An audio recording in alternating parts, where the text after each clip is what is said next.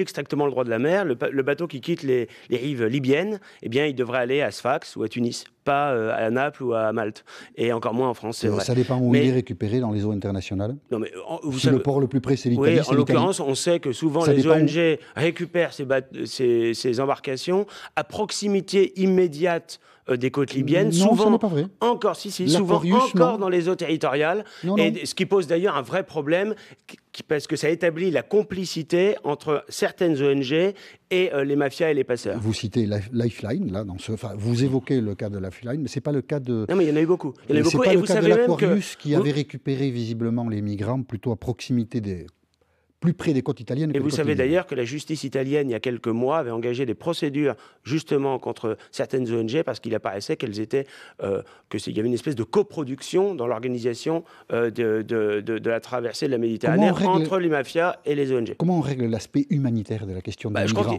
Quand on récupère des migrants qui dérivent en Méditerranée, qu'est-ce qu'on fait ? Non, il faut traiter le problème en amont. On les laisse mourir ? Il faut arrêter d'avoir la Méditerranée qui a été transformée en un véritable cimetière à cause du laxisme migratoire. À force de dire venez, vous serez accueillis, à force de régulariser.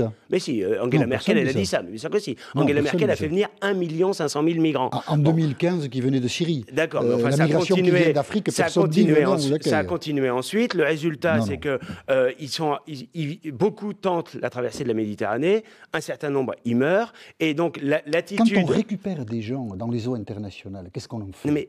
Eh bien, on les ramène. Débrouillez-vous. On les ramène sur leur port d'origine, et en tout cas, on ne les fait pas venir en Europe parce que sinon, on crée un appel d'air permanent. Et à chaque fois qu'on fait venir, à chaque fois qu'on incite à venir, à chaque fois qu'on régularise, à chaque fois qu'on n'expulse pas, eh bien, on incite des centaines de milliers de personnes qui viennent pour des raisons économiques. On le sait bien. Ils viennent pas parce qu'ils fuient la guerre. Pour l'immense majorité d'entre eux, ils viennent parce qu'ils fuient des situations économiques difficiles.